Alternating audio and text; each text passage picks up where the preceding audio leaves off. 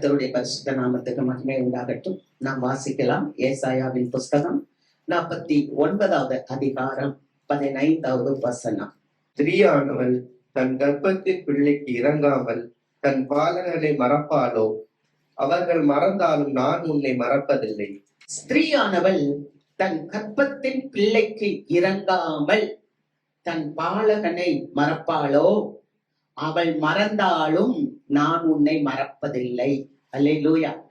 நம்முடைய ஆண்டவர் இரக்கத்தின் ஆண்டவர். அல்லேலூயா. அங்கே வசனத்தை வாசிக்கும் போது ஏசாயா தீர்க்கதரிசி சொல்லுகிறார், ஒரு ஸ்திரீ தன் கர்ப்பத்தில் பிறந்த தன் பிள்ளையை மறப்பாளா? ஒருவேளை அவளே மறந்தாலும் நான் உங்களை மறக்க மாட்டேன் என்று சொல்லுகிறார். எந்த மக்கள் இனத்தை பார்த்து சொல்லுகிறார் அப்படின்னு சொன்னா, அவருடைய மக்களை பார்த்து சொல்லுகிறார். நான் உனக்கு இறங்குவேன், நான் உன்னை மறக்க மாட்டேன் அப்படின்னு சொல்லுகிறார். எப்படிப்பட்ட சூழ்நிலையில் இந்த மக்கள் இருந்தாங்க அப்படின்னு சொன்னா, இந்த மக்கள் தங்களுடைய சொந்த தேசத்தை விட்டு அவர்கள் சிறைப்பட்டு அந்நிய தேசத்துல இருந்தாங்க. அப்படிப்பட்ட சூழ்நிலையில ஆண்டவர் சொல்லுகிறார், நான் உன்னை மறக்க மாட்டேன், நான் உன் மேல இறங்குவேன். நீ அந்நிய தேசத்துல அடிமைப்பட்டு கடந்து கண்ணீர் விட்டு கொண்டு இருக்கிறையே, உன் கண்ணீரை நான் பார்க்கிறேன், உன் கண்ணீரை துடைப்பேன். எப்படி சொல்லுகிறார்? ஸ்திரீயானவள் பாலகனை மறப்பாளோ? ஒரு குழந்தை, பால் குடிக்கிற ஒரு குழந்தைய ஒரு தாய் மறந்து விடுவாளா? மறக்கவே முடியாது. அது போலவே நானும் உன்னை மறக்க மாட்டேன். நீ இருக்கிற சூழ்நிலைய நான் பார்க்கிறேன், நான் உன் மேல இறங்குவேன் என்று கர்த்தர் சொல்கிறார். அல்லேலூயா. ஒரு விசை, ஒரு விமானம் ஒரு தேசத்திலிருந்து இன்னொரு தேசத்துக்கு சில பயணிகளை ஏற்றுக்கொண்டு போச்சு. அப்படி போகும்போது திடீரென்று நடுவானிலே அந்த விமானத்தை சிலர் கடத்தி வேறு இடத்துக்கு கொண்டு போயிட்டாங்க. இப்ப அந்த விமானத்துல பயணம் செய்த அத்தனை பேரும் ஒரே டென்ஷனாக, ஒரே பதஷ்டமாக, கண்ணீரோடு அவங்க இருக்கிறாங்க. ஏனென்றால் அவர்கள் போக வேண்டிய அந்த தேசத்துக்கு போக முடியாம இப்ப சிறைபிடிக்கப்பட்டு விட்டார்கள். ஐயோ, இது எத்தனை நாட்கள் ஆகும்? எப்போ நாம போய் நம்மளுடைய தேசத்தை பார்ப்போம், நம்முடைய உறவின் மக்களை பார்ப்போம் அப்படின்னு சொல்லி அந்த பயணிகள் எல்லாரும் கஷ்டமா இருக்கிறாங்க, கண்ணீரோடு இருக்கிறாங்க, புலம்புறாங்க, வேதனை பண்றாங்க. ஆனா கர்த்தருடைய கிருபையினால பல மணி நேர போராட்டத்துக்கு பிறகு அந்த சிறைப்பிடித்த அந்த மனிதர்கள் அந்த விமானத்தை இப்ப விட்டு விட்டார்கள். இப்போது விமானம் அது எங்க போகணுமோ அந்த இடத்துல போய் இறங்கிடுச்சு. விமானத்துக்குள்ள இருக்கிற பயணிகள் எல்லாரும் வெளியே வர்றாங்க. அப்படி எல்லாரும் ஒவ்வொருவரா வெளியே வரும்போது அவங்க முகத்துல ஒரு விதமான குழப்பம், ஒரு விதமான பயம், ஒரு விதமான டென்ஷன். ஏன்னா அந்த பதற்றமும் வேதனையும் அவங்களுக்குள்ள இருக்கிறத பார்க்க முடிஞ்சிச்சு. அது போல அந்த விமானத்துல இருந்து ஒரு தாய் இறங்கினா. அவளுடைய தோல்ல ஒரு குழந்தை இருந்தது. ஆனால் இந்த தாயினுடைய முகம் வேதனையோடும் டென்ஷனோடும் சில கண்ணீரோடும் காணப்பட்டுச்சு. ஆனால் அவள் தோளில் இருந்த குழந்தைக்கு ஒன்றுமே தெரியவில்லை. அந்த குழந்தைக்கு அந்த தாய் சரியாக பால் ஊற்றினாள்.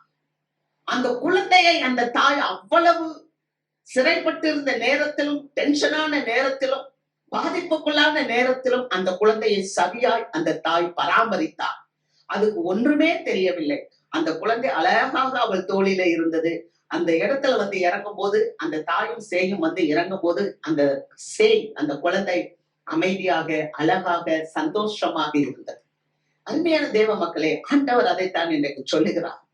ஸ்திரீயானவள் பாலகனை மறப்பாளோ? அவள் குழந்தையை மறப்பாளா? அவள் மறக்காம தான் இருப்பாள். அல்லேலூயா. அவள் மறந்தாலும் நான் உன்னை மறக்க மாட்டேன், உன்னை கைவிட மாட்டேன் என்று சொல்லுகிறார். நான் உனக்கு இறங்குவேன் என்று கர்த்தர் சொல்லுகிறார். அல்லேலூயா. நம்முடைய தேவன் எப்படிப்பட்டவர்? அவர் இரக்கமும் மனதுருக்கமும் உள்ளதை. ஒருவேளை இந்த கால வேளையில ஒரு சோர்வோடு வந்திருக்கலாம். ஆனால் இப்பொழுது ஆண்டவர் உங்களை பார்த்து சொல்லுகிறார். அவர் எப்படிப்பட்டவர்? உபாகமம் 5வது அதிகாரம் 10வது வசனத்தை வாசிக்கும் போது, நீங்கள் என்னிடத்தில் அன்பு கூர்ந்து என்னுடைய நியமங்களை நீங்கள் கை கொண்டால் 1000 தலைமுறை மட்டும் நான் உங்களுக்கு இரக்கம் செய்கிறவராயிருப்பேன். அல்லேலூயா. தேவனிடத்தில் அன்பு கூர்ந்து அவளுடைய நியமங்களை, நியாயப்பிரமாணங்களை, அவருடைய கட்டளைகளை நாம் கை கொள்ளும் போது தேவனாகிய கர்த்தர் சொல்லுகிறார், 1000 மடங்கு நான் உங்களுக்கு, 1000 தலைமுறை மட்டும் நான் உங்களுக்கு இரக்கம் செய்வேன். அல்லேலூயா. நம்ம வாசிக்கும் போது பார்க்கிறோம், ஐயாவின் புஸ்தகத்துல நாம வாசிக்கிறோம், நான் கர்த்தர், நான் மாறாதவர், நான் யாக்கோபின் புத்திரரை நிர்மூலமாக்குவதில்லை என்று சொல்லுகிறார். அல்லேலூயா. நான் கர்த்தர், நான் மாறாதவர், ஆகவே யாக்கோபின் புத்திரர்களாகிய நீங்கள் நிர்மூலமாவதில்லை என்று சொல்லுகிறார். அல்லேலூயா. ஒருவேளை இந்த கால வேளையில நம்ம எப்படிப்பட்ட சூழ்நிலையில் இருந்தாலும் நாம் ஆராதிக்கிற தேவன் நமக்கு இறங்குகிற தேவன். ஆமென். நம்மளை கைவிடாத தேவன், நம்மளை மறக்காத தேவன் நம்மோடு கூட இருக்கிறார். கர்த்தருக்கு மகிமை. வாசிக்கலாம். சங்கீதம் 137வது அதிகாரம் 2வது வசனம். அதில் நடுவில் இருக்கும் அலரி செடிகளின் மேல் எங்கள் கிண்ணறங்களை தூக்கி வைத்தோம். எங்களை சிறைப்பிடித்தவர்கள் அங்கே எங்கள் பாடல்களையும் எங்களை பாழாக்கினவர்கள் மங்கள கீதத்தையும் விரும்பி சீயோனின் பாட்டுகளில் சிலதை எங்களுக்கு பாடுங்கள் என்று சொன்னார்கள். இங்கே வாசிக்கிறோம், இந்த ஜனங்கள் எங்கே இருந்தார்கள்? அடிமைப்பட்டு கிடந்தார்கள். அந்நிய தேசத்துல இருந்தார்கள். அந்நிய தேசத்துல இருக்கும்போது அங்கு உள்ள மக்கள் அந்த ஜனங்களை பார்த்து சொல்லுகிறார்கள், என்ன சொல்லுகிறார்கள்? நீங்கள் எங்களுக்கு பாடல்களை பாடுங்கள். அல்லேலூயா. அவங்க அழகா சொல்றாங்க 137:3, எங்களை பாழாக்கினவர்கள் மங்கள கீதத்தை விரும்பி சீயோனின் பாட்டுகளில் சிலதை எங்களுக்கு பாடுங்கள் என்று சொன்னாங்க. அப்ப நல்லா இருக்கிற வரைக்கும் இந்த ஜனங்கள் பாட முடியல. ஆனா இப்ப சிறைப்பட்டு போயிட்டாங்க. அந்நிய தேசத்துல இருக்கும்போது அங்க இருக்கிற மக்கள் சொல்றாங்க, அவங்கள சிறைப்பிடித்த மக்கள் சொல்றாங்க, சீயோனின் பாட்டை பாடுங்க. அப்ப சிறைபிடிக்கப்பட்ட மக்கள் சொல்றாங்க, அந்நிய தேசத்துல நாங்க கர்த்தருடைய பாட்டை பாடுவது எப்படி? எருசலேமே, உன்னை நாங்க மறந்தா எங்களுடைய வலது கை நாங்கள் செய்யும் தொழிலை மறக்கும் என்று சொல்லி புலம்புகிறார்கள். ஆண்டவரை நினைச்சு புலம்புறாங்க. செய்ய வேண்டிய நேரத்துல செய்ய வேண்டிய காரியத்தை செய்யாமல் போனதுனால ஜனங்கள் சிறைப்பட்டு போனார்கள். இன்றைக்கு கூட தேவனுடைய சமூகத்துல வந்து நம்ம பாட்டு பாடுறதுக்கு விரும்புறது இல்லை. பாடல் நேரத்தை கடத்தி விட்டுதான் அநேக திருச்சபைக்குள்ள வர்றோம். நாம இப்ப பாடாட்டினா சிறைப்பட்டு போனப்ப அங்க இருந்து பாட சொல்லுவோம். நம்ம ஆண்டவர் பேசுகிற தேவன், நம்ம ஜாக்கிரதையா இருக்கணும். இந்த மக்கள் குதூகலமா இருந்தவர்கள். இந்த மக்கள் எருசலேம் தேவாலயத்துல குதூகலமா இருந்தவர்கள், சந்தோஷமா இருந்தவர்கள், ஆர்ப்பரித்தவர்கள், ஆடி பாடி மகிழ்ந்தவர்கள் தான். ஆனால் எப்படி மகிழ்ந்தார்கள்? தேவனுக்கு பிரியமில்லாத காரியத்தை செய்தபடியினால், தேவனுக்கு விருப்பம் இல்லாத காரியத்தை அவர்கள் செய்தபடியினால் தேவன் இப்பொழுது இவர்களை எருசலேமிலிருந்து தூக்கி கொண்டு போய் அந்நிய தேசத்திலே, பாபிலோனிய தேசத்திலே வைத்த பிறகு இப்பொழுது இவர்கள் புலம்பிக் கொண்டு இருக்கிறார்கள். ஆனால் இப்படி புலம்புகிற நேரத்திலே ஆண்டவர் சொல்லுகிறார், என்னை நோக்கி கூப்பிடு, நீ அறியாததும் எட்டாததுமான பெரிய காரியத்தை நான் உனக்கு செய்து கொடுத்தேன். அல்லேலூயா. இவர்கள் புலம்பிக் கொண்டு இருக்கிறார்கள். ஆனால் எரேமியா தீர்க்கதரிசி சொல்லுகிறார் 33வது அதிகாரம் 3வது வசனத்திலே, நீ என்னை நோக்கி கூப்பிடு, நீ அறியாததும் உனக்கு எட்டாததுமான பெரிய காரியத்தை நான் உனக்கு செய்து கொடுப்பேன். அல்லேலூயா. ஒருவேளை இந்த கால வேளையில ஒரு சிறைப்பட்ட சூழ்நிலையில நீங்கள் இருக்கலாம். என் வியாபாரம் நல்லா இருந்தது, என்னுடைய சரீரம் நல்லா இருந்தது, என்னுடைய குடும்பம் நல்லா இருந்தது, என்னுடைய காரியங்கள் எல்லாம் நல்லா இருந்தது, என்னுடைய பிள்ளைகளுடைய வாழ்க்கை நல்லா இருந்தது. ஆனால் இப்பொழுது எல்லாமே எனக்கு சரியாக இல்லை. எல்லாம் மாறி போய் இருக்கிறது, எல்லாம் எனக்கு நொறுங்கி போய் காணப்படுகிறது. நான் என்ன செய்ய வேண்டும்? ஆனால் எரேமியா சொல்லுகிறார், என்னை நோக்கி கூப்பிடு.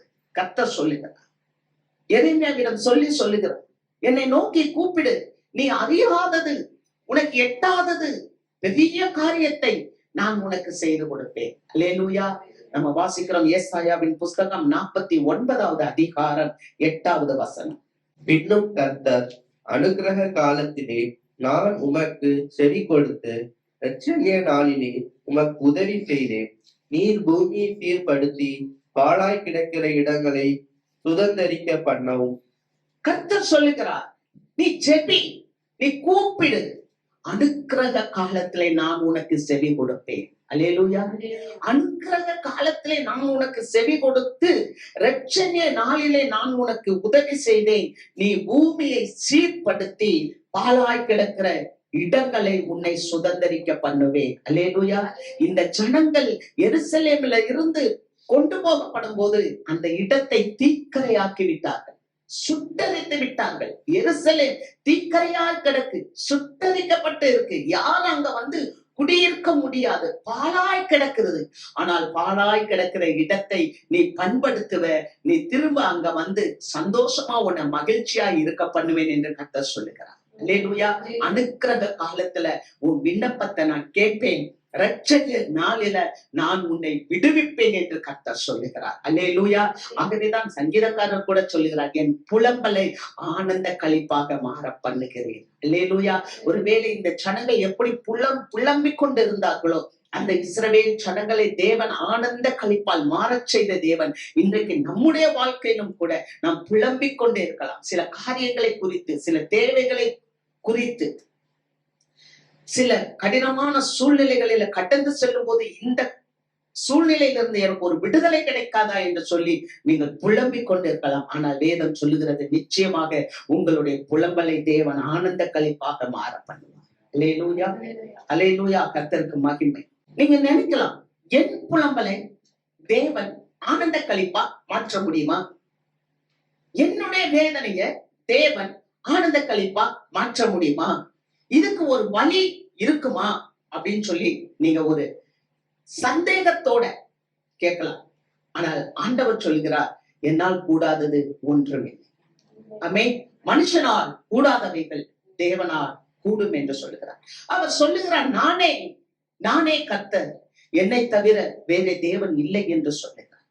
நானே உன்னை ரட்சிக்கிறவர், நானே உன்னை விடுதலையாக்குறவர், நானே உன் தேவைகளை சந்திக்கிறவர், நானே உன்னை உயர்த்துகிறவர் என்று கர்த்தர் சொல்லுகிறார். அல்லேலூயா.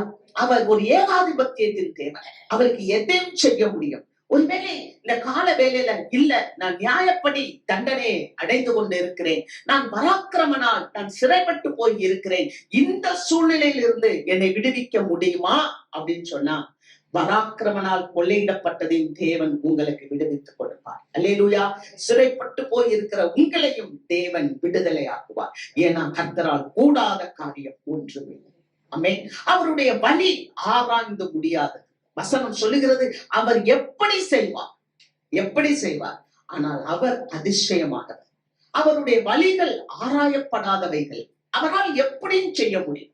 இந்த இஸ்ரவேல் ஜனங்கள் சிறைப்பட்டு போய் இருக்கும்போது இந்த ஜனங்களுக்கு அந்த எரேமியா தீர்க்கதரிசி சொன்னார், 70 வருஷம் நீங்க சிறையிருப்புல இருப்பீர்கள், 70 வருஷம் கழிச்சு கர்த்தர் உங்களை மீண்டுமாக இந்த தேசத்திலே, இந்த எருசலேமிலே இங்க கொண்டு வந்து உங்களை சேர்ப்பார் என்று சொல்லும் போது ஜனங்களுக்கு நம்பிக்கை இல்லை. அழுதார்கள், புலம்பினார்கள், வேதனைப்பட்டார்கள், கண்ணீர் விட்டார்கள். ஆனால் தேவனாகிய கர்த்தர் இவர்களுக்காக ஒரு திட்டத்தை வைத்திருந்தார். அல்லேலூயா. ஒருவேளை இந்த கால வேளையில உங்களுடைய வாழ்க்கையில அப்படி ஒரு புலம்பல், ஒரு கூக்குரல், ஒரு எதிர்பார்ப்பு, ஒரு கண்ணீர் இருக்குமானால் உங்களை குறித்தும் தேவனுக்கு ஒரு திட்டம் உண்டு என்பதை நீங்கள் மறந்து போய்விடாதீர்கள். அல்லேலூயா.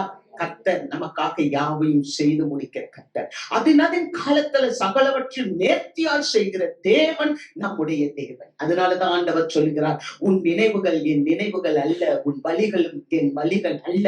பூமிக்கு வானம் எவ்வளவு உயரமாய் இருக்கிறதோ அப்படியாய் உன்னுடைய நினைவுகளை பார்க்கிலும் உன்னுடைய வழிகளை பார்க்கிலும் என் நினைவுகளும் என் வழிகளும் உயரமாய் இருக்கிறது என்று கர்த்தர் சொல்கிறார். அல்லேலூயா. இந்த சிறைப்பட்டு போயிருக்கிற இந்த ஜனங்களை விடுவிக்க தேவன் சித்தம் கொண்டார். அதற்காக அவர் என்ன செய்தார் தெரியுமா? வாசிக்கலாம். ஏசாயாவின் புஸ்தகம் 44வது அதிகாரம் 28வது வசனத்தை நாம் வாசிப்போம். கோரேசை குறித்து, அவன் என் மேய்ப்பன், அவன் எருசலேமை நோக்கி நீ கட்டப்படு என்றும் தேவாலயத்தை நோக்கி நீ அஸ்திபாரப்படு என்றும் சொல்லி எனக்கு பிரியமானதை எல்லாம் நிறைவேற்றுவான் என்று சொல்லுகிறவர் நான். நல்ல கவனிங்க. கோரேஸ் என்கிற உதான ஒரு மன்னனை ஆண்டவராகிய தேவன் தெரிந்து கொண்டார். அந்த மன்னனை பார்த்து அவர் சொல்லுகிறார், நீ எருசலேமை நோக்கி கட்டப்படு என்றும் தேவாலயத்தை நோக்கி அஸ்திவாரப்படு என்றும் அவர் சொல்லுகிறார். அல்லேலூயா. இந்த கோரேஸ் மன்னன் என்னைய பாருங்க, கோரேஸ் மன்னன், இந்த மன்னனை குறிச்சு ஏசாயா தீர்க்கதரிசி அவர் பிறக்கிறதுக்கு 200 வருஷத்துக்கு முன்னாலே இந்த வசனத்தை சொல்லிட்டார். அல்லேலூயா. 200 வருஷத்துக்கு முன்னால ஏசாயா சொல்லுறாரு, கோரேஸ் என்கிறதான ஒரு மனுஷன் வருவா, அவர் வந்து எருசலேமை பார்த்து, இப்படி தீக்கரையா கிடக்குதே, பயிர் வைக்க முடியாது, எல்லாம் அப்படியே சுட்டரிக்கப்பட்ட பூமி, அந்த பூமியில ஒரு செழிப்பு வருமா, அந்த பூமியில பயிர் நிலங்கள் வருமா? ஆனால் அப்படிப்பட்ட அந்த தேசத்தை குறித்து ஆண்டவர் சொல்லுகிறார், எருசலேமை நோக்கி நீ கட்டப்படு என்றும் தேவாலயத்தை நோக்கி நீ அஸ்திபாரப்படு என்றும் உன்னை கட்டப்படி நான் கட்டளையிடுவேன். அல்லேலூயா. கோரேஸ் என்றதான ஒரு மன்னனை, ஒரு ஆண்டவரை அறியாத ஒரு மன்னன் இந்த கோரேஸ், அவரை குறித்து இந்த வேதாகமத்திலே ஏசாயா தீர்க்கதரிசி 200 வருஷத்துக்கு முன்னால, அதாவது கோரேஸ் மன்னன் பிறப்பதற்கு 200 வருஷத்துக்கு முன்னாலேயே ஒரு தீர்க்க தரிசனத்தை எழுதி வைத்திருக்கிறார். அந்த தீர்க்க தரிசனத்தை கொண்டு இஸ்ரவேல் மக்களை விடுவித்து தன்னுடைய திட்டத்தை அவர் நிறைவேற்றினார். அல்லேலூயா. ஒருவேளை இந்த கால வேளையில என்னுடைய வாழ்க்கை கட்டப்படுமா, என்னுடைய வாழ்க்கை சீர்படுமா, என்னுடைய வாழ்க்கையில மீண்டும் ஒரு செழிப்பு வருமா, இந்த பாழான தேசத்தை எப்படி பயிர் நிலம் ஆக்குவாரா, அது போல என்னுடைய வாழ்க்கை பாழா போய் கிடக்கிறதே, அது பயிர் நிலம் ஆகுமா, அது செழிக்குமா? நம்முடைய தேவன் அவாந்திர வெளியிலே ஆறுகளை ஓட பண்ணுகிற தேவன். அவர் பாழான நிலங்களை பயிர் நிலம் ஆக்குகிற தேவன். அல்லேலூயா. நமக்கு ஒரு நம்பிக்கை வேண்டும், நம்முடைய ஆண்டவர் நம்மளை செழிக்க செய்கிறவர். அல்லேலூயா. அவர் எப்படிப்பட்ட தேவன்? அவர் சொல்லுகிறார், இங்க பாருங்க, இந்த பெர்ஷிய மன்னனை குறிச்சு பார்க்கும்போது, கோரேஸ் என்பவர் பெர்ஷிய மன்னன். பண்டைய சாம்ராஜ்யம் எதுன்னு சொன்னா பாபிலோனிய சாம்ராஜ்யம்.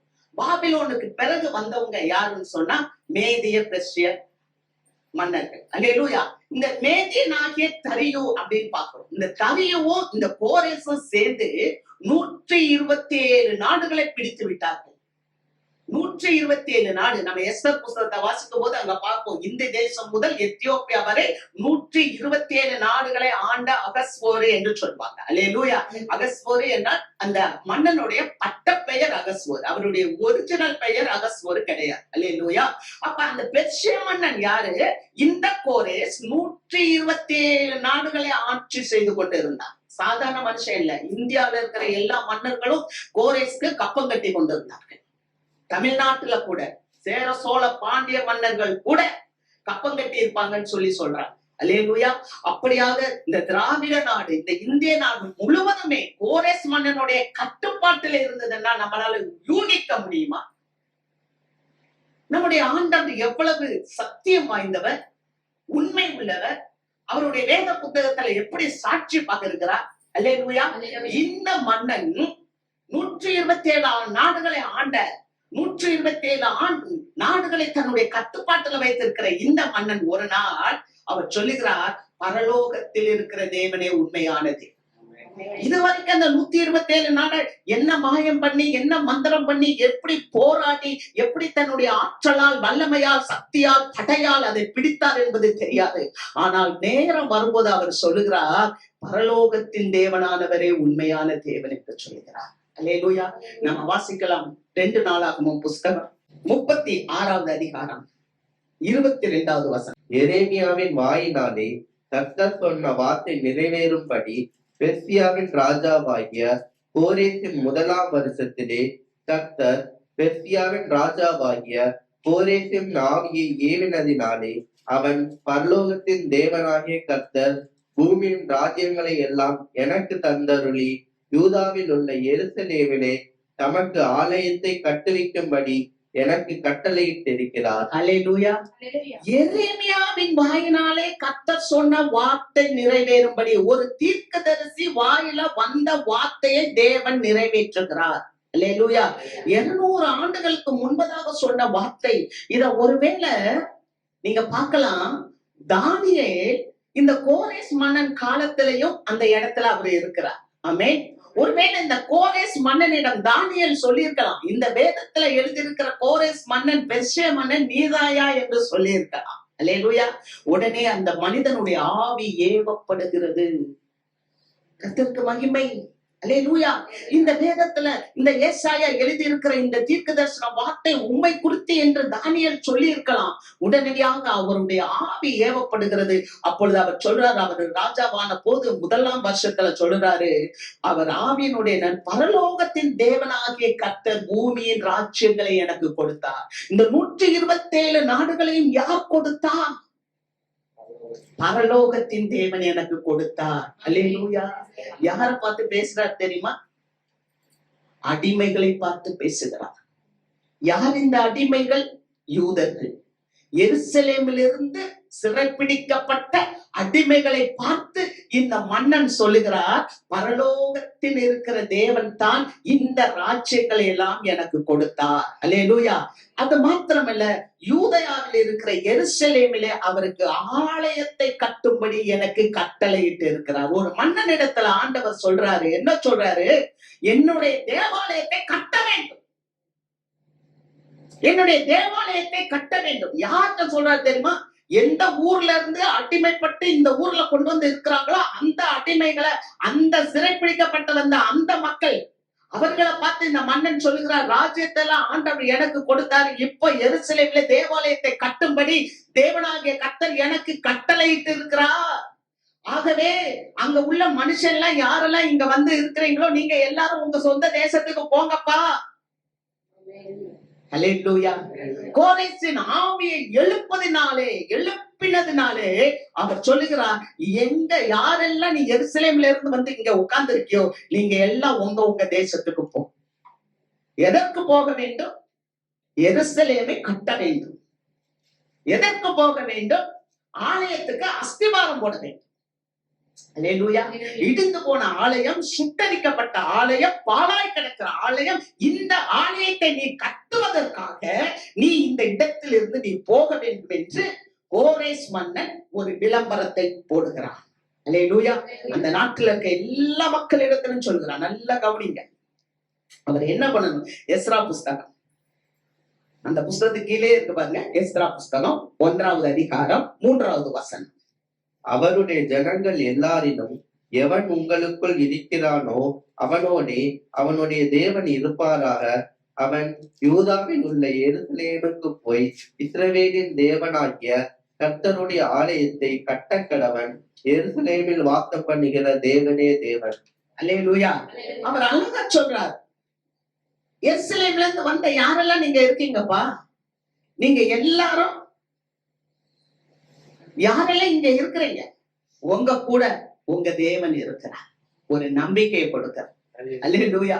சிறைப்பட்டு போய் ஆண்டவரை மறுதலிச்சு இஷ்டத்துக்கு தாந்தோன்றித்தனமாக கடவுளே இல்லாமல் வாழ்ந்த இந்த ஜனங்கள் இப்ப சிறைப்பட்டு எங்க போயிட்டாங்கன்னா பாபிலோனுக்கு போயிட்டாங்க. எத்தனையோ தடவை ஆண்டவர் தீர்க்கதரிசிகளை கொண்டு பேசினா ஜனங்கள் கேட்கல. எத்தனையோ தடவை ஆண்டவர் பல மக்களை கொண்டு பேசினா ஜனங்க கேட்கல. இப்ப சிறைப்பட்டு போயிட்டாங்க. 70 வருஷம் ஆயிடுச்சு. எரேமியா வாயில சொன்ன வார்த்தை, அவர் சொன்னார் இல்ல, நீங்கள் எதிர்பார்த்து இருக்கிற முடிவை உங்களுக்கு கொடுக்கும்படி உங்கள் மேல் நினைத்திருக்கிற நினைவுகளை நான் அறிவேன், அவை சமாதானத்திற்கு ஏதுவான். இல்ல, நாங்க எப்ப புறப்பட்டு போவோம்? நாங்க எப்ப இந்த சிறையிருப்பு மாறும்? எப்போ இந்த சிறையிருப்பு மாறும்? எப்ப நாங்க எங்க சொந்த தேசத்துக்கு போவோம்? நீங்க கேட்டுட்டே இருக்கீங்கல்ல. எரேமியா சொல்றார், எரேமியா 29:11 அதை வாசிக்கிறோம், நான் உங்களை விடுதலை பண்ணுவேன். அல்லேலூயா. இப்ப கோரேஸ் மன்னன் சொல்லுகிறார், நீ எங்க இருக்கியோ உன்னுடைய தேவனாகிய கர்த்தர் உன்னோடு கூட இருக்கிறார். நம்பிக்கை கொடுக்கிறார். அல்லேலூயா. இந்த கால வேளையில எப்படிப்பட்ட சூழ்நிலையில இருக்கிறீங்க? ஒரு நெருக்கமான சூழ்நிலையில இருக்கிறீங்களா? ஒரு மனுஷனுடைய உதவியற்ற சூழ்நிலையில இருக்கிறீங்களா? ஐயோ, நான் கிழக்க போறேன், மேற்க போறேன், தெற்க போறேன், வடக்க போறேன், யாருமே எனக்கு உதவி செய்ய இல்லைன்னு இருக்கிறீங்களா? கவலைப்படாதீங்க. இந்த மன்னன் சொன்னார், நம்பிக்கையின் தேவன் உங்களோடு கூட இருக்கிறார். அல்லேலூயா. எந்த பக்கம் வாசல் அடைபட்டாலும் வானத்தின் வாசல் அடைபடவே படாது. அல்லேலூயா. எனக்கு ஒத்தாசை வரும் பர்வதத்துக்கு நேராக என் கண்களை நான் ஏறெடுக்கிறேன். வானத்தையும் பூமியும் உண்டாக்கின கர்த்தரிடத்தில் இருந்து எனக்கு ஒத்தாசை வரும் என்று சங்கீதக்காரர் சொல்கிறார். அல்லேலூயா. நீங்க வானத்தின் வாசலை நோக்கி பாருங்க, கர்த்தர் உங்களுக்கு விடுதலையை கொடுப்பார். ஆமென். நீங்க சொல்லுகிறார், அவன் உங்க தேவன் உங்க கூட தான் இருக்கிறார். நீங்க சிறைப்பட்டு இருக்கிறேன்னு நினைக்கிறீங்களா? இல்ல, உங்க கூட இருக்கிறார். அடுத்து சொல்றாரு, தேவனுடைய அதாவது தேவனாகிய கர்த்தருடைய ஆலயத்தை கட்ட வேண்டும். அவர் இரண்டாவது சொல்றாரு, ஒண்ணு நம்பிக்கையை கொடுக்கிறார், உன் கர்த்தர் உன் கூட இருக்கிறாரு. இரண்டாவது, ஆலயத்தை யார் கட்டணும்? 127 நாடுகளை பிடித்து வைத்திருந்த அந்த ராஜா 127 நாடுகளில் இருக்கிற மக்களை கொண்டு போய் ஆலயத்தை கட்ட போவது இல்லை. எந்த மனிதர்கள் அடிமையாக இங்க வந்து இருக்கிறார்களோ இந்த அடிமைகள் தான் தேவாலயத்தை கட்ட வேண்டும். அல்லேலூயா. இந்த அடிமைகள் தான், இந்த சிறைபிடிக்கப்பட்டவர்கள் தான், இந்த தேவையில் இருக்கிறவர்கள் தான், இந்த புலம்பிக் கொண்டு இருக்கிறவர்கள் தான், இந்த கண்ணீரில் இருக்கிறவர்கள் தான், இந்த பாடுகளில் இருக்கிறவர்கள் தான், தங்களுடைய சொந்த தேசத்தை விட்டு அந்நிய தேசத்திலே அகதிகளாய் கண்ணீரோடு வேதனையோடு பல பாடுகளோடு துக்கங்களை துயரங்களை சுமந்து கொண்டு இருக்கிற இந்த ஜனங்கள் தான் தேவனுடைய ஆலயத்தை கட்ட வேண்டும். அல்லேலூயா. அடுத்து அவர் என்ன சொல்லுகிறார்? எருசலேமில் வாசம் பண்ணுகிற தேவனே தேவன். உங்க தேவன் தான்ப்பா உண்மையான தேவன். உங்க தேவனுக்கு நீங்க போய் ஆலயத்தை கட்டுங்கள். அல்லேலூயா. பிரியமான தேவ மக்களே, ஒரு சிறையிருப்புல இருக்கிறோம். பொருளாதார கஷ்டம். நான் நினைக்கிறதெல்லாம் நடக்கல. நான் ஒரு காரியத்தை நினைக்கிறேன், ஆனா அது எனக்கு நடக்க மாட்டேங்குது. நான் ஒரு முறை ஏறுறேன், ஆனா நான் பல மடங்கு கீழே சறுக்கி கொண்டே வருகிறேன். நான் பல திட்டங்களை போடுகிறேன், ஆனால் என் திட்டங்கள் நடக்க மாட்டேங்குது. ஆனா கர்த்தருடைய வார்த்தையை நம்ம கேட்கணும். ஆலயத்தை கட்டுன்னு சொல்றாரு. ஆகால் 1வது அதிகாரம் 2வது வசனம். இந்த ஜனங்கள் கர்த்தருடைய ஆலயத்தை கட்டுகிறதற்கு ஏற்ற காலம் இன்னும் வரவில்லை என்கிறார்கள் என்று சேனைகளின் கர்த்தர் சொல்லுகிறார். ஜனங்கள்ட்ட ஆண்டவர் சொல்றாங்க, நீங்க தேவாலயத்தை கட்டுங்க. ஆனா ஜனங்க சொல்றாங்க, ஆலயத்தை கட்டுறதுக்கு இன்னும் எங்களுக்கு வேலை வரல, இன்னும் எங்களுக்கு வேலை வரல. இன்னும் வாழ்க்கையில என்ன தேடுறாங்க? சோபிஸ்கேட்டடா வாழணும், லக்ஸூரியஸா வாழணும், என் தேவைகள் சந்திக்கப்படணும். தேவனுடைய ஆலயத்தை குறித்து எனக்கு ஒன்றுமே இல்லை. ஏன்னா தேவனுடைய ஆலயத்தை காட்டிலும் என்னுடைய வாழ்க்கை முக்கியம்.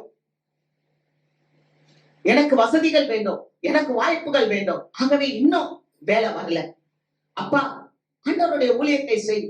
அந்த ஊழியத்தை செய்வதற்கான வயது இன்னும் எனக்கு வரல. தட்டி கழிக்கிறார்கள்.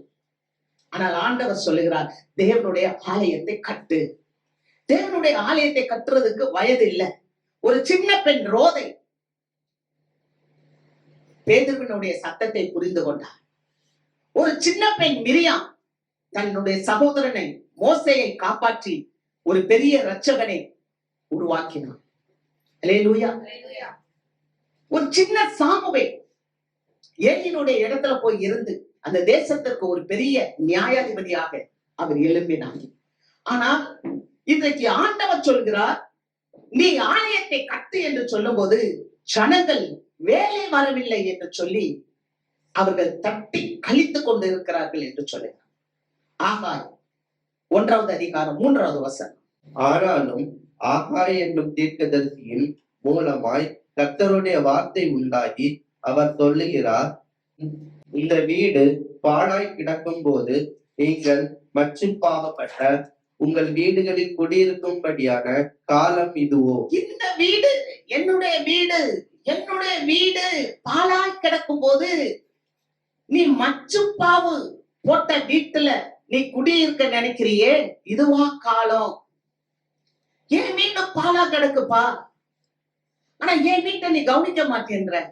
ஆனா நல்ல எனக்கு வீடு கட்டணும், நல்ல எனக்கு பல காரியங்களை செய்யணும், பல வசதி வாய்ப்புகளோடு வாழ வேண்டும், அதற்கான தேவைகள் எல்லாம் நான் சந்திக்கணும், அதெல்லாம் சேர்த்து வைக்க வேண்டும், அந்த பணத்தை எல்லாம் சேர்க்கணும் அப்படின்னு சொல்லி உன்னுடைய காரியத்தை குறிச்சு நிக்கிறியே. ஆனா என்னுடைய வீட்டை குறிச்சு, என்னுடைய ஆலயத்தை குறிச்சு உனக்கு கொஞ்சம் கூட கவலை இல்லையே. அவர் சொல்லிட்டு இதுவாயா காலம், இதுவா காலம். யோசித்து பாருங்க, எலிசா என்கிறதான ஒரு தீர்க்கதரிசி இருந்தா. அந்த எலிசா தீர்க்கதரிசியோட கூட ஒரு வேலைக்காரன் இருந்தான். அந்த எலிசாவுடைய வேலைக்காரன் கேயாசி, அவன் எப்ப பார்த்தாலும் பண சிந்தனையிலேயே இருந்தான். பணத்தை எப்படி சம்பாதிக்கலாம், நாகமான் கொண்டு வந்த அந்த பெரிய பெரிய ஆசீர்வாதங்கள் அதெல்லாம் எலிசா வேணான்னு சொல்லிட்டார். நீ போ, உனக்கு சுகம் கிடைச்சிச்சு, நீ போன்னு சொல்லும் போது இந்த கேயாசி எலிசா கிட்ட வந்த நாகமான் பின்னாலேயே போறான். பொய் சொல்லி அவன்கிட்ட இருக்க அத்தனை பொருட்களையும் வாங்கி கொண்டு வந்து ஒளிச்சு வச்சுட்டு அவன் நேரா எலிசா கிட்ட நிக்கிறான். எலிசா கேக்குறாரு, எங்க இருந்து பாவாரன்னு. இல்லங்க, நான் சும்மா இங்க பாத்ரூம் போயிட்டு வந்திருக்கேன் அப்படின்றான்.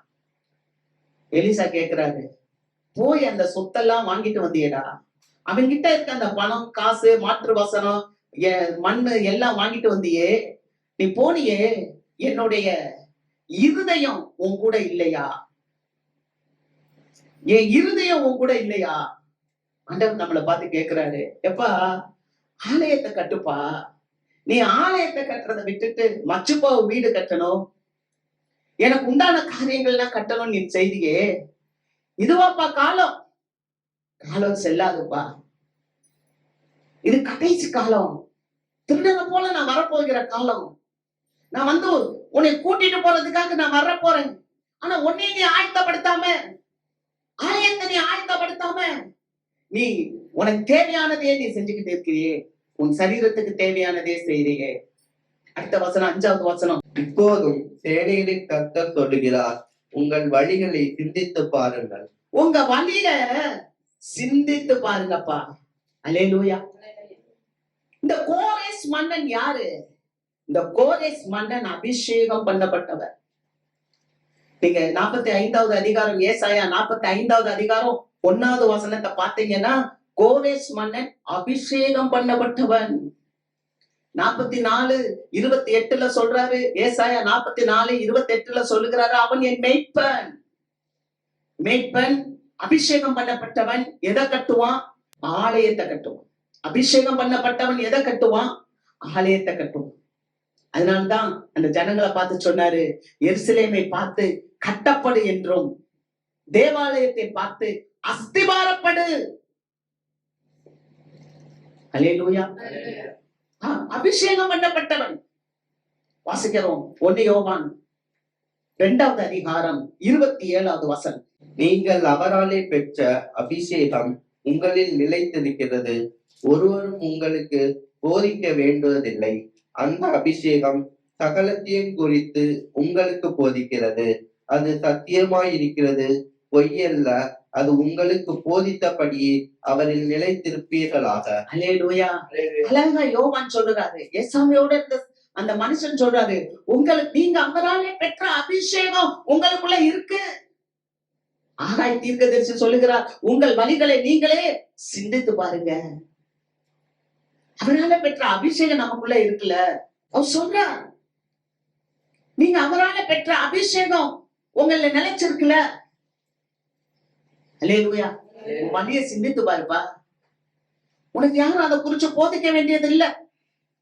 உனக்குள்ள ஒரு அபிஷேகம் இருக்குல்ல, அது சகலத்தையும் உங்களுக்கு போதிக்கும். அல்லேலூயா. அபிஷேகம் இருக்குதுன்னா அது உங்களுக்கு போதிக்கும். நான் ஆலயத்துக்கு வர்ற நேரம் சரியா? நான் ஆலயத்துல உட்கார்ந்து ஆண்டவரை ஒழுங்கா ஆராதிக்கிறேனா?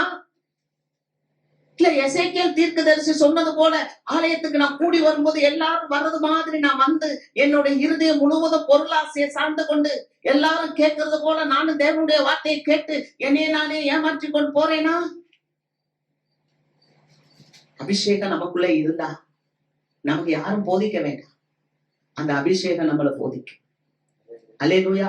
நமக்குள்ள ஆவியானவர் இருப்பாருன்னா, ஏமா நீ செய்யறது தப்பு, அப்பா நீ செய்யறது தப்பு சொல்லுவார். ஆனா நம்ம அதெல்லாமே கேட்கறது இல்லை. அங்க சொல்றாரு, அது சத்தியமா இருக்கு, அந்த வார்த்தை உங்களுக்குள்ள சத்தியமா இருக்கு, அது உண்மையா இருக்கு, அது பொய் சொல்லாது. உனக்குள்ள ஒரு அபிஷேகம் இருக்குல்ல, அந்த அபிஷேகம் உண்மையான வார்த்தை, அது பொய் சொல்லாது, அது உங்களுக்கு எப்படி போதிக்குதோ அப்படியே நிலைச்சிருங்க. அல்லேலூயா. உங்க வழியை நீங்க சிந்தித்து பாருங்க. உங்களுக்குள்ள இருக்கிற அபிஷேகம் உங்களுக்கு என்ன சொல்லுதோ அதுல நீங்க நிலைச்சிருங்க. அல்லேலூயா. அந்த ஆகாய் தீர்க்கதரிசி சொல்றாரு, 1வது அதிகாரம் 6வது வசனம். நீங்கள் திரளாய் விதைத்தும் கொஞ்சமாய் அறுத்து கொண்டு வருகிறீர்கள். நீங்கள் புசித்தும் திருப்தி ஆகவில்லை, குடித்தும் பரிபூரணம் அடையவில்லை. நீங்கள் வஸ்திரம் உடுத்தியும் ஒருவனுக்கும் குளிர் விடவில்லை. கூலியை சம்பாதிக்கிறவன் பொத்தலான பையிலே போடுகிறவனாய் அதை சம்பாதிக்கிறான். அவர் சொல்றாரு, எப்பா நீ திரளா விதைக்கிற, நிறைய காசு விதைக்கிற, இன்வெஸ்ட்மெண்ட் பண்ற, மூலதனம் போடுற, ஆனா கொஞ்சமா இருக்கிற. எப்படி இருக்கும்? 2 மூடை நெல்லை கொண்டு போய் விதைச்சு அந்த 2 மூடை நெல்லை கூட அறுவடையில அறுக்காம போனா எப்படி இருக்கும்? சில விவசாயிகள் எல்லாம் நான் கேட்டிருக்கேன், அம்மா நல்லா விதைச்சோம், கதிர் முற்றி நல்லா வந்துச்சு, அறுவடை அடுத்த வாரம் அறுவடைனும் மழை பெஞ்சு பயிரெல்லாம் பலா போயிடுச்சு. திரளா விதைத்தார்கள், நல்லா வளர்ந்து இருந்துச்சு, ஆனால் அறுவடை செய்யும் முன்பதாக மழையினால் அவ்வளவும் சேதமாயிடுச்சு. சில இடங்கள்ல நான் பார்த்திருக்கேன், வாழை மரம் தோப்பு நல்லா இருக்கும், திடீரென்று ஒரு சூறாவளி காற்று, அவ்வளவு மரங்கள் கொலை கொலையா காய் இருக்கும், காய்த்து அப்படி இருக்கும், எல்லாம் சாய்ந்து போகும். டெலிவிஷன் நியூஸ்ல பார்ப்போம், செய்தித்தாள்கள்ல பார்ப்போம், நேற்று ஒரு பயங்கரமான சூறாவளி, அத்தனை மரங்களும் சாய்ந்து போச்சு. காரணம் என்ன? தன் வீட்டை கட்டணும், தன் சம்பாதிக்கணும், தன் காரியத்தெல்லாம் செய்யணும்னு நினைக்கிறேன்.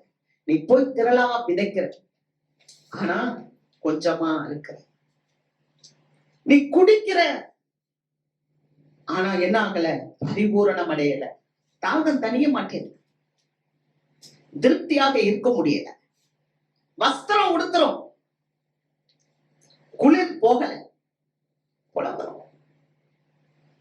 நல்ல வஸ்திரங்கள் போட்டு ஆனா குளிர் போகலையே.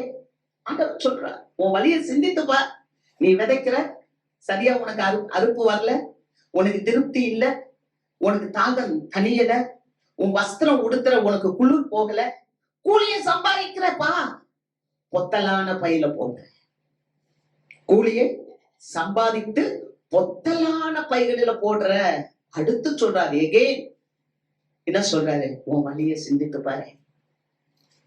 இன்னைக்கு ஒரு சிறையிருப்புல இருக்கோமா? விதைச்சு அதுக்கு ஏற்ற அறுவடை இல்லையா? நம்ம குடித்து பரிபூர்ணம் அடையலையா?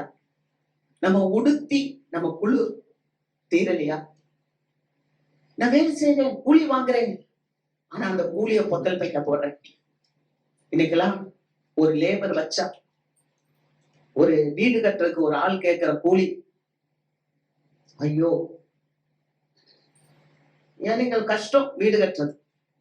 ஒரு எலக்ட்ரிஷியனை கூப்பிட்டா சும்மா இப்படி தொடுறான், கூலிய கொடு. இல்ல, ஒரு கார்பெண்டரை கூப்பிட்டா கூலிய கொடு, ஒரு என்ஜினியரை கூப்பிட்டா கூலிய கொடு, ஒரு மருத்துவர்கிட்ட போனா உயிர் இழுத்துட்டு இருக்கனாலும் கூலிய கொடு. இவ்வளவு ரூபா கட்டுனாதான் உன்னை நான் தொடவே செய்வேன். உனக்கு என்ன நோய் இருக்குன்னு பார்க்க கூலிய கொடு. கூலி கூலி கூலி கூலி கூலி, சம்பாத்தியம் சம்பாத்தியம் சம்பாத்தியம் எல்லாம். ஆனா உனக்கு குளிரும் தீராது, உனக்கு அறுவடையே நடக்காது, உன் தாகமும் தணிக்கப்படாது. ஏன்னா நீ சம்பாதிக்கிறதெல்லாம் பொத்தல் பையில போட்ட. ஏன்? நீ வீட்டை கட்டுற, நீ ஆலயத்தை கட்ட. அல்லேலூயா. அப்ப தேவனுடைய ஆலயம் என்ன? 1 கொரிந்தியர் புஸ்தகம் 3வது அதிகாரம் 16-17 வசனம். நீங்கள் தேவனுடைய ஆலயமாய் இருக்கிறீர்கள் என்றும் தேவனுடைய ஆவி உங்களில் வாசமாய் இருக்கிறார் என்றும் அறியாதிருக்கிறீர்களா? ஒருவன் தேவனுடைய ஆலயத்தை கெடுத்தால் அவனை தேவன் கெடுப்பார். தேவனுடைய ஆலயம் பரிசுத்தமாய் இருக்கிறது, நீங்களே அந்த ஆலயம். அல்லேலூயா, அல்லேலூயா. அப்ப நீ ஆலயத்தை கட்டு. நீ ஆலயத்தை கட்டல, நீ உனக்கு வீட்டை கட்டுற. ஆனா ஆண்டவர் சொல்றாரு, பிரியமானவனே, பிரியமானவளே, உன் ஆத்துமா வாழ்றது போல நீ எல்லாத்திலயும் வாழ்ந்து சுகமாயிரு. அல்லேலூயா.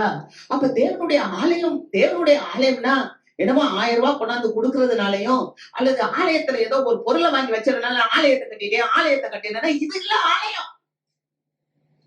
அவரு சொல்றாரு, அப்பா நீதான்ப்பா ஆலயம். அல்லேலூயா. நீதான்ப்பா ஆலயம். முதல்ல உனக்கு கட்டு. அல்லேலூயா.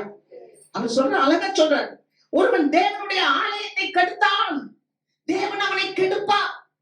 ஐயோ சிறைப்பட்டு போய் இருக்கிறேன், ஐயோ வியாதி இருக்குது, தீராத வியாதி, ஐயோ கண்ணீர், ஐயோ பிரச்சனை. உன்னை யார் தண்ணி அடிக்க சொல்றா? உன்னை யார் சிகரெட் ஸ்மோக் பண்ண சொல்றா? உன்னை யார் விபச்சாரம் பண்ண சொல்றா? உன்னை யார் வேசித்தனம் பண்ண சொல்றா? உன்னை யார் கடன் வாங்க சொல்றா? உன்னை யார் பொய் சொல்ல சொல்றா? உன்னை யார் திருட சொல்றா? உன்னை யார் கோபப்பட சொல்றா? உன்னை யார் எரிச்சல் பட சொல்றா? அப்படா நீ ஆலயத்தை கட்டல, உனக்குள்ள இருக்க ஆத்துமாவை கட்டலையேமா, உனக்கு இருக்கிற அந்த ஆலயத்தை நீ கட்டலையப்பா. ஆனா அப்பா சொல்றாரு, ஒருவன் தேவனுடைய ஆலயத்தை கெடுத்தா தேவன் அதை கெடுப்பா. தீராத வியாதி என்ன தொட்டுக்கிட்டே இருக்கே, பாவத்தை தண்ணி போல குடிக்கிறோமே. ஒரு சின்ன பிள்ளை ஐஸ்கிரீம் சாப்பிடாதன்னா கேட்க மாட்டேன்னு, அப்புறம் ஜுரம் வந்துருச்சு. ஏமா உனக்கு ஒத்துக்காது, அந்த சில் வாட்டர் குடிக்காத, அது கேட்காது. அதுக்கப்புறம் முக்க உறிஞ்சுக்கிட்டு எனக்கு வீசிங்க, எனக்கு நோய், ஒரு சின்ன விஷயம் தான். அப்ப உன் ஆலயம், உன் ஆத்துமாவை வாழ விட மாட்டேன்ற, கீழ்ப்படிய மாட்டேன்ற. ஆண்டவர் சொல்றார், தேவனுடைய ஆலயம் பரிசுத்தமா இருக்கிறார். அல்லேலூயா. தேவனுடைய ஆலயம் பரிசுத்தம், பயம் இருக்கணும், கர்த்தருக்கு கீழ்ப்படிதல் இருக்கணும், கர்த்தரிடத்துல உண்மை இருக்கணும்.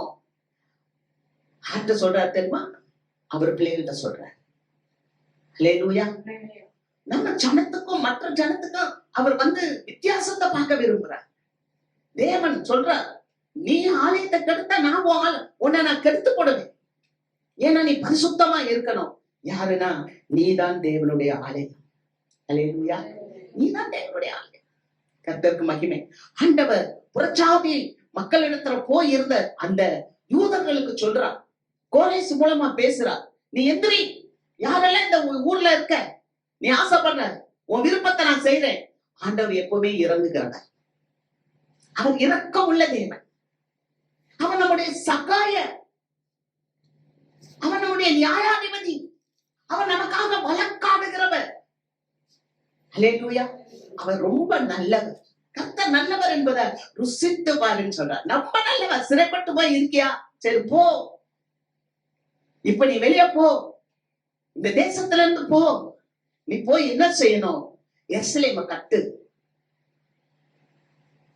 அஸ்திபாரப்படு, தேவாலயத்தை அஸ்திபாரப்படுத்து.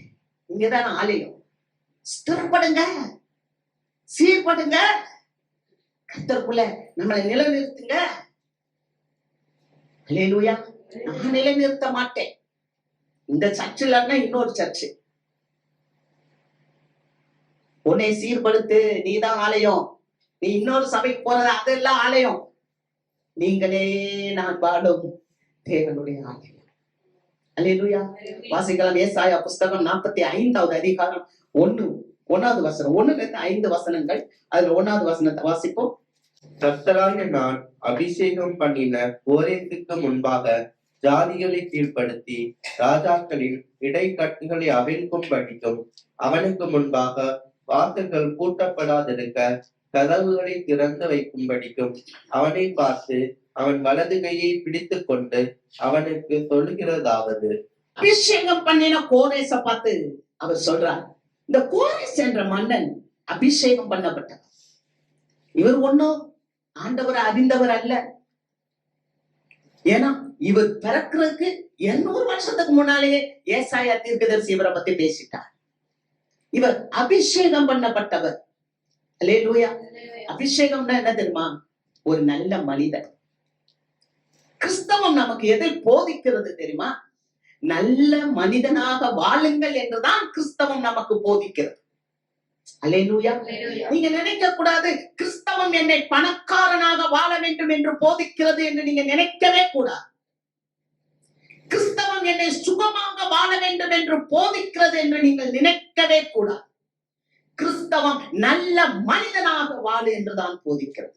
கோரேஸ் என்ற மனிதன் தேவனை தெரிந்தவன் அல்ல. ஆனால் இந்த கோரேசை தேவன் அபிஷேகம் பண்ணினார். அவர் வாழ்ந்த காலத்துல அந்த ஊர்ல இருக்க மக்கள் அவரை ஃபாதர்ன்னு கூப்பிட்டார்கள். நம்ம ஊர்ல கூப்பிட்டோம்ல அம்மா அம்மான்னு, அவரை ஃபாதர். இன்னைக்கும் இஸ்ரவேல் தேசத்துல ஒரு தெருவின் பெயர் இந்த கோரேஸ் அவருடைய பெயர்ல இருக்கு. இவர் யார்? பெர்ஷிய மன்னன். பெர்ஷியானா என்ன? இன்னைக்கு இருக்கிற ஈரான். இன்னைக்கு ஈரான் சண்டை போடுது இல்ல, எருசலேம் இது இஸ்ரவேலோட போய் சண்டை போட்டுட்டு இருக்கல ஈரான், அதுதான் பெர்ஷிய தேசம்.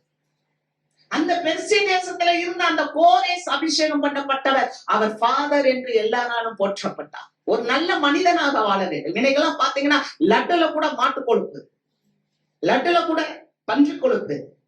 பாவம், அசைவம் சாப்பிடாத மனிதர்களுக்கு கூட அங்கே ஏமாற்றப்படுகிறது என்றால் நல்ல மனிதர்கள் உருவாக வேண்டும் என்பதற்காக தான் ஆண்டவராகிய இயேசு கிறிஸ்து இந்த உலகத்துக்கு வந்தார். அல்லேலூயா.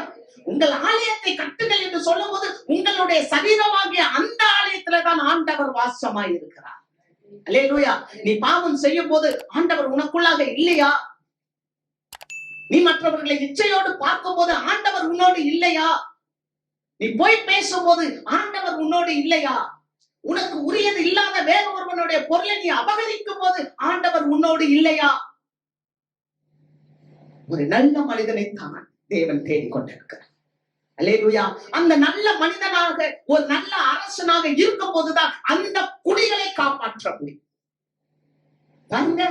இந்த மன்னன், இந்த அரசன் அபிஷேகம் பண்ணப்பட்டதுனால மனிதனுடைய குணாதிசயங்களை, அவனுடைய நினைவுகளை, அவனுடைய உணர்வுகளை புரிந்து கொண்டு யாரெல்லாம் சிறைப்பட்டு வந்திருக்கிறீர்களோ நீங்கள் எல்லாரும் உங்களுடைய சொந்த தேசத்துக்கு போங்கள் என்று சொன்னார். அல்லேலூயா. குடிகள் சுகமாய் வாழ வேண்டும். அபிஷேகம் பண்ணப்பட்டவங்களாலதான் முடியும். ஆண்டவர் உங்களையும் என்னையும் அபிஷேகம் பண்ணி இருக்கிறார். உங்க வழிகளை சிந்தித்து பாருங்கள். உங்களுக்குள்ள இயேசு இருப்பார் என்றால், நீங்கள் பெற்ற அபிஷேகம் உங்களில் நிலைத்திருக்கும் என்றால் அது பொய் சொன்னார்.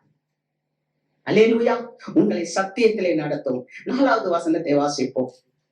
வெண்கல கதவுகளை உடைத்து இருப்பு தாழ்பால்களை முறித்து அந்த காலத்தில் இருக்கிற பொக்கிஷங்களையும் ஒளிப்பிடத்தில் இருக்கிற புதையல்களையும் உனக்கு கொடுப்பேன்.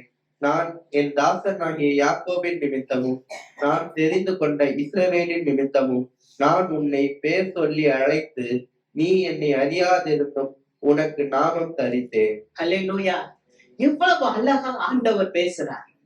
கோரேசை பார்த்து கூப்பிட்டு சொல்லுறாரு, கோரேஸ், நீ எனக்காக காரியத்தை செய்ய வேண்டும். என் ஜனங்களுக்காக நீ காரியத்தை செய்ய வேண்டும். என் ஜனங்கள் சிறைப்பட்டு போய் இந்த ஊர்ல இருந்து புலம்பிக் கொண்டு இருக்கிறாங்க.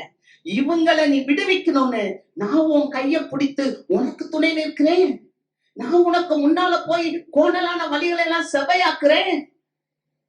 ஹலோ சொல்லிட்டு சொல்றாரு, வெண்கல கதவுகளை உடைத்து இருப்பு தாய்ப்பால்களை முறித்து அந்த காலத்துல இருக்க பொக்கிஷம் ஒளிப்பிடத்துல இருக்க புதையலெல்லாம் நான் உனக்கு தர போறேன். எதுக்காக தரேன் தெரியுமா? ஏன் ஜனம் யாக்கோபின் நிமித்தம், ஏன் ஜனம் இஸ்ரவேல் சிறைப்பட்டு கிடக்கு. இந்த சிறையில இருந்து என் ஜனத்தை அனுப்புறதுக்கு உனக்கு நான் என்ன கொடுக்க போறேன்? வெண்கல கதவெல்லாம் உடைச்சு இருப்பு தாழ்பால்கள் எல்லாம் முறிச்சு அந்த காலத்துல பொக்கிஷத்தெல்லாம் தர போறேன். அல்லேலூயா. எல்லாம் கவனிங்க. எஸ்ரா புஸ்தகம் 1வது அதிகாரம் 7வது வசனம். நேபுகாத்நேச்சார் எருசலேமில் இருந்து கொண்டு வந்து தன் தேவனுடைய கோவிலிலே வைத்திருந்த கர்த்தருடைய ஆலயத்து பணிமுட்டுகளையும் கோரேஸ் ராஜா எடுத்து கொடுத்தான். அல்லேலூயா. பாருங்க ஜனங்களே, உங்க ஊருக்கு போங்க. நீங்க போகும்போது சும்மா போக வேண்டாம். உங்க ஊர்ல இருந்து எடுத்துட்டு வந்தோம்ல நேபுகாத் நேச்சார், உன் ஊர் கோயில்ல இருந்து எடுத்துட்டு வந்தாருல பனிமுட்டுகள், பண்டங்கள், பாத்திரங்கள், வெள்ளி பாத்திரம், தங்க பாத்திரம், அதை எல்லாத்தையும் நான் உனக்கு எடுத்துட்டேன். அல்லேலூயா. அதுதான் வெண்கல கதவை உடைக்கிறாரு, இருப்பு தாழ்பாளர்கள் எல்லாம் முடிக்கிறாரு, எங்கெங்கெல்லாம் பொக்கிஷம் இருக்கு கோரேஸ்க்கு காமிக்கிறாரு. காமிச்சு இங்கெங்கெல்லாம் இருக்கு. எங்க இருக்கு? அவனுடைய கோயில்ல இருக்கு. நேபுகாத் நேச்சார் எடுத்து கொண்டு போனதெல்லாம் எங்க வச்சாரு? அந்த கோயில்ல வச்சாரு. நம்ம இன்னைக்கு ஆலயத்தின் காசை எங்க வைக்கிறோம்? நம்ம வீட்டுல வச்சுக்கிறோம். காணிக்க கொடுனா கொடுக்க மாட்டோம், தசமபாகம் கொடுனா கொடுக்க மாட்டோம், நம்ம வீட்டுல வச்சுக்கிடுவோம்.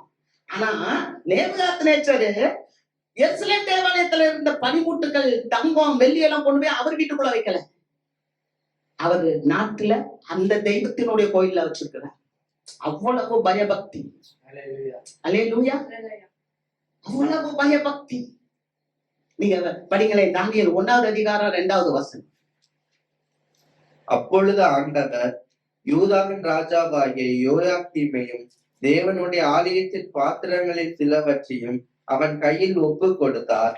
அவன் அந்த பாத்திரங்களை சினேயா தேசத்தில் உள்ள தன் தேவனுடைய கோயிலுக்கு கொண்டு போய் அவைகளை தன் தேவனுடைய பண்டசாலைக்குள் வைத்தான். எருசலேம்ல இருந்து கொண்டு போன பாத்திரங்களை, பனிமுட்டுகளை அவன் நேரம் அவன் அரண்மனைக்கு கொண்டு போல, அவன் வீட்டுக்கு கொண்டு போல, சினையா தேசத்துல இருக்கிற அவன் தேவனுடைய ஆலயத்துல கொண்டு போய் வைக்கிறான். நம்ம அப்பா சொல்றாரு, தேவனுக்குரியத தேவனுக்கு கொடு, ராயனுக்குரியத ராயனுக்கு கொடு. அல்லேலூயா. எல்லாத்துலயும் அந்த காரியத்தை கற்றுக் கொடுக்கிறார். அவர் சும்மா அனுப்பல.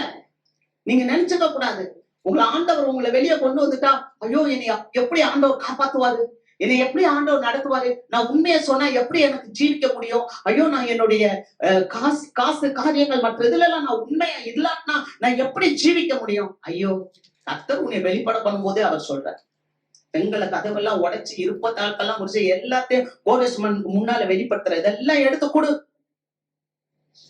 அது மாத்திரம் இல்ல, கோரேஸ்மன் சொல்றாரு, அதே எஸ்ரா 1வது அதிகாரம் 4வது வசனத்துல, யார் யாரு எந்தெந்த பக்கத்துல ஜனங்க இருக்காங்களோ அவங்க அந்தந்த பக்கத்துல இருக்கிறவங்க அந்த ஜனங்களுக்கு பணம், வெள்ளி, பொண்ணு எல்லாத்தையும் கொடுங்க, அவங்க தேவனுடைய ஆலயத்தை கட்ட வேண்டும்.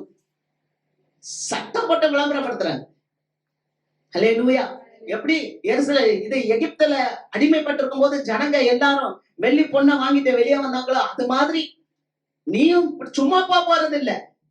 நீ உண்மையா இருந்தா உன்னை தேவன் ஆசீர்வதிப்பா. நீ உத்தமமா இருந்தா தேவன் ஆசீர்வதிப்பா. கொஞ்சத்துல உண்மையா இருந்தா தேவன் ஆசீர்வதிப்பா. இது எப்படி நடக்கும்? இதை நம்ம யோசிக்க வேண்டாம், தேவன் செய்வார். அல்லேலூயா. உங்களுக்காக எனக்காக தேவன் வெண்கல கதவுகளை உடைக்கிறவர். அந்தகாரத்துல இருக்க பொக்கிஷங்களை கொடுக்கிற யாருக்கு கொடுப்பா தெரியுமா? எந்த ஒரு மனிதன் விடுதலை ஆகிறானோ அந்த மனிதனுக்கு தான் வெண்கல கதவு உடைக்கப்படும். எந்த மனிதன் ஒருவன் விடுதலையாக வாஞ்சா இருக்கிறானோ அந்த மனிதனுக்கு தான் வெண்கல கதவுகள், இருப்பு தாழ்பால்கள், அந்தகாரத்தில் இருக்கிற பொக்கிஷங்கள் உடைக்கப்பட்டு வெளிப்படுத்தப்படும். ஆமென். தாழ்பால்கள் உடைக்கப்பட்டு பொக்கிஷங்கள் வெளிப்படுத்தப்படும். எந்த ஒரு மனிதன் சிறையிருப்பில் இருந்து மீண்டு வர விரும்புகிறான் அந்த மனிதனுக்கு தேவன் அதை கொடுக்கிறார். அல்லேலூயா. வாசிக்கலாம் 10வது அதிகாரம் அப்போஸ்தலர் 10:38. நசரேயனாகிய இயேசுவை தேவன் பரிசுத்த ஆவியினாலும் வல்லமையினாலும் அபிஷேகம் பண்ணினார். தேவன் அவருடனே கூட இருந்தபடியினாலே அவர் நன்மை செய்கிறவராயும் பிசாசின் வல்லமையில் அகப்பட்ட யாவரை குணமாக்குகிறவராயும் சுற்றி திரிந்தார். அல்லேலூயா. பாருங்க, எப்படி ஒரு இஸ்ரவேல் ஜனங்கள் சிறைப்பட்டு இருக்கும் போது கோரேஸ் மன்னனை எழுப்பி தேவன் அவர்களுக்கு இறங்கி அவர்களை விடுதலை செய்தாரோ, அதுபோல இன்னைக்கும் கூட ஆண்டவர் உங்களுக்காக எனக்காக இறங்குகிற தேவனாய் இருக்கிறார். அல்லேலூயா. ஆண்டவர் இன்றைக்கு நமக்காக ஒரு பெரிய ராஜாவை அவர் அபிஷேகம் பண்ணி வைத்திருக்கிறார். அல்லேலூயா. கோரேஸ் வாழ்ந்த காலத்துல இருந்ததை விட ராஜாக்களை தள்ளி ராஜாக்களை ஏற்படுத்துகிற நம்முடைய அருமையான ஆண்டவர் இயேசு கிறிஸ்துவ தேவன் அபிஷேகம் பண்ணி வைத்திருக்கிறார். அல்லேலூயா. ஆகவேதான் இங்க பார்க்கிறோம், நசரனாகிய இயேசுவை தேவன் பரிசுத்த ஆவியினாலும் வல்லமையினாலும் அபிஷேகம் பண்ணினார். தேவன் அவருடனே இருந்தபடியால் அவர் நன்மை செய்கிறவராயும் பிசாசின் வல்லமையில் அகப்பட்ட யாவரையும் குணமாக்குகிறவராயும் சுற்றி திரிந்தார். அல்லேலூயா. நீங்க ஒருவேளை நீங்க அன்னைக்கு அடிமைப்பட்டிருந்த யூதர்களைப் போல நீங்களும் நானும் அடிமைப்பட்டு இருந்தாலும் நம்முடைய தேவன், நம்முடைய ஆண்டவராகிய இயேசு கிறிஸ்து அபிஷேகம் பண்ணப்பட்டவர். அவர் எப்படி அபிஷேகம் பண்ணப்பட்டவர்? பரிசுத்த ஆவியினாலும் வல்லமையினாலும் நிறைந்திருக்கிறவர். அவர் என்ன செய்வார்? பிசாசினால் அகப்பட்டு இருக்கிற நமக்கு விடுதலை கொடுக்கும்படி நமக்காக சுற்றி திரிகிறவர். அல்லேலூயா. நம்முடைய மத்தியிலே இப்பொழுதும் பரிசுத்த ஆவியானவர் இங்கே உலாவிக் கொண்டிருக்கிறார். எத்தனை பேர் ஆமென் சொல்றீங்க? அல்லேலூயா. நம்ம அபிஷேகிக்கப்பட்ட ஆண்டவர் மேசியாவை நம்ம நோக்கி பார்க்கும்போது ஆமென், நம்மளுடைய சிறையிருப்புகள் மாறும். அல்லேலூயா. எத்தனை பேர் ஆமென் சொல்றீங்க? ஆமென். ஆவிக்குரிய வாழ்க்கையிலும் இம்மைக்குரிய வாழ்க்கையிலும் இருக்கிற விலங்குகள் இயேசு கிறிஸ்துவினுடைய அபிஷேகத்தினாலே முறிக்கப்படும். அல்லேலூயா. ஆவிக்குரிய வாழ்க்கையில வளர விடாமல் தட்டை செய்து கொண்டிருக்கிற சில காரியங்கள், இம்மைக்குரிய காரியத்துல வளர விடாமல் இருக்கிற சில காரியங்கள், சில தடைகள், இவைகள் எல்லாம் ஆண்டவராகிய இயேசு கிறிஸ்துவினுடைய அபிஷேகத்தினாலே முறிக்கப்படும். ஏன்னா ஆண்டவர் எப்படிப்பட்ட தேவன்? பிசாசின் வல்லமையில் கட்டப்பட்டு இருக்கிறவர்களை விடுதலையாக்கும்படி இயேசுவானவர் சுற்றி திரிந்தார். அல்லேலூயா. அதே ஆண்டவர் இன்றைக்கு இந்த இடத்துல உலாவிக் கொண்டு இருக்க அவர் சொல்லுகிறார், நானே வழியும் சத்தியமும் ஜீவனுமாய் இருக்கிறேன். அவர்தான் ஜீவன், அவர்தான் வழி, அவர்தான் நமக்கு சத்தியம். அவர் சொல்ற வார்த்தையெல்லாம் சத்தியம். அவரை நோக்கி பார்த்தவர்கள் பிரகாசம் அடைந்தார். அல்லேலூயா. ஆண்டவர் சொல்ற இரக்கம் செய்கிற தேவன், அவர் இன்றைக்கும் இரக்கம் செய்கிறவர். அவர் தன்மையில் மாறாதவர். இயேசு கிறிஸ்து நேற்றும் இன்றும் என்றும் மாறாதவர். எபிரேயராக்கியன் சொல்றாரு, 13வது அதிகாரம் 8வது வசனத்துல வாசிக்கிறோம், அவர் தன்மை மாறாதது. 1 யோவான்ல வாசிக்கிறோம், ஆண்டவர் இயேசு அவர் எப்போதும் அன்பாகவே இருக்கிறார். அன்பாகவே அவர் நேச்சர் அன்புதான். அவர் இறங்குகிறவர் தான், அவர் நல்லவர் தான், உங்களை விடுவிக்கிறவர் தான், உங்களை காப்பாற்றுகிறவர் தான், உங்களை ஆசீர்வதிக்கிறவர் தான், உங்களை உயர்த்துகிறவர் தான், உங்களை பாதுகாக்கிறவர் தான், உங்களை பராமரிக்கிறவர் தான், அவர் உங்களை தூக்கி எடுக்கிறவர் தான். மாற்றம் இல்லை. ஆனா நம்ம மாறுவதற்கு நம்ம ஒப்பு கொடுக்க வேண்டும். ஏன்னா ஆண்டவர் உங்களுக்குள் வாசம் பண்ண விரும்புகிறார். அல்லேலூயா. அல்லேலூயா. ஆண்டவராகிய இயேசு கிறிஸ்து அந்த பரிசுத்த ஆவியானவர் உங்களுக்கு உள்ள, எனக்குள்ளே வாசம் பண்ண விரும்புகிறார். நம்மளை நாங்களே ஏமாத்திக்கிட கூடாது. நான் ஆலயத்துக்கு வந்துட்டேன், அதனால எனக்கு எல்லாம் நல்லது நாமிடும். நான் ஆலயத்துக்கு வந்துட்டா நல்லது இல்லை. நான் ஆலயத்துக்கு வந்து தேவனுடைய வார்த்தையை கேட்டு அதை கீழ்ப்படித்து அதன்படி செய்யும் போது கர்த்தர் எனக்கு கொடுத்தார். அல்லேலூயா. ஒரு பிள்ளை டெய்லி ஸ்கூலுக்கு போச்சுன்னா பாஸ் ஆயிருமா? அந்த பிள்ளை நல்லா படிக்கணும், பரீட்சையில பாஸ் பண்ணணும். பள்ளிக்கூடத்துக்கு போறதுனால பாஸ் ஆயிருமா? பள்ளிக்கூடத்துக்கு போறதுனால டாக்டர் ஆயிட முடியுமா? பள்ளிக்கூடத்துக்கு போறதுனால நீ கலெக்டர் ஆயிட முடியுமா? நீ பள்ளிக்கூடத்துல போய் சரியாய் படித்தால்தான் நீ மருத்துவராகவோ அல்லது நீ கலெக்டராகவோ மாற முடியும். அது போல தேவனுடைய ஆலயத்துக்கு வந்து விட்டால் பரலோகத்துக்கு போய்விட முடியாது. தேவனுடைய ஆலயத்துக்கு வந்த நாம் அவரை நமக்குள்ளாக உள்வாசம் பண்ண நாம் அவரை அனுமதிக்க வேண்டும். அல்லேலூயா. இயேசுவே எனக்குள்ள வாங்க சொல்ல மாட்டீங்களா? இயேசுவே எனக்குள்ள வாங்க, பரிசுத்த ஆவியானவரே எனக்குள்ள வாங்க, என்னை வழி நடத்துங்க. ஏன்னா ஆண்டவர் என்ன சொல்றாரு தெரியுமா? நான் இரக்கம் உள்ளதை வாசிக்கலாமா நிறைவாக? ஏசாயா 66:13. ஒருவனை அவன் தாய் தேற்றுவது போல் நான் உங்களை தேற்றுவேன், நீங்கள் எருசலேமிலே தேற்றப்படுவீர்கள். ஒருவனை அவன் தாய் தேற்றுவது போல நான் தேற்றுவேன். பாத்தீங்களா? ஸ்திரியானவள் தன் பாலகனை மறப்பாளா? மறக்கவே மாட்டான். அந்த குழந்தைய அவ பாதுகாப்பா, அந்த குழந்தைய பராமரிப்பா. ஏன் இன்றைக்கும் நம்ம பிள்ளைங்க 40 வயசா இருக்கட்டும், 50 வயசா இருக்கட்டும், புள்ளதான். ஆமென். எந்த தாயாவது என் பிள்ளைக்கு 50 வயசு ஆயிடுச்சு தூக்கி போட்டுருவாளா? போடவே மாட்டான். அதுதான் தாய். அல்லேலூயா. அல்லேலூயா. தாய் யாரு? அந்த பிள்ளை தப்பு செஞ்சா கூட தப்ப மறைச்சு அந்த தாய் எப்படியாயிலும் அந்த பிள்ளையை காப்பாற்ற துடிப்பார். அதேதான் இயேசு ரட்சகர் நமக்காக செய்தார். நம்முடைய பாவங்களுக்காக அவருடைய சொந்த ரத்தத்தை சிந்தி நம்மளை ஏற்றுக்கொண்டாங்க. அல்லேலூயா. அதனாலதான் அவர் சொல்ற, ஒரு தாய் தேற்றுவது போல உன்னை தேற்றுவேன். நீங்கள் எருசலேமிலே தேற்றப்படுகிறார். எருசலேம்ல இருந்து போன அந்த யூதர்களை திரும்ப எருசலேமுக்கு கொண்டு வந்து ஆலயம் கட்ட வைத்தார். அந்த எருசலேமை ஸ்திரப்படுத்த வைத்தார். இன்றைக்கும் எருசலேமை ஜெயிக்கிறவங்க யார்? அல்லேலூயா. அப்படியே நம் வாழ்க்கையிலும் ஆண்டவர் செய்வார். ஆமென், ஆமென். நம்மளுடைய வாழ்க்கையிலும் தேவன் அப்படியே செய்வார். ஒரே ஒரு காரியம், தேவன் நமக்குள் வாசம் பண்ண நாம் அனுமதிக்க வேண்டும். அல்லேலூயா, அல்லேலூயா. கர்த்தருக்கு மகிமை. நாம் அப்படியே எழுந்திருப்போம்.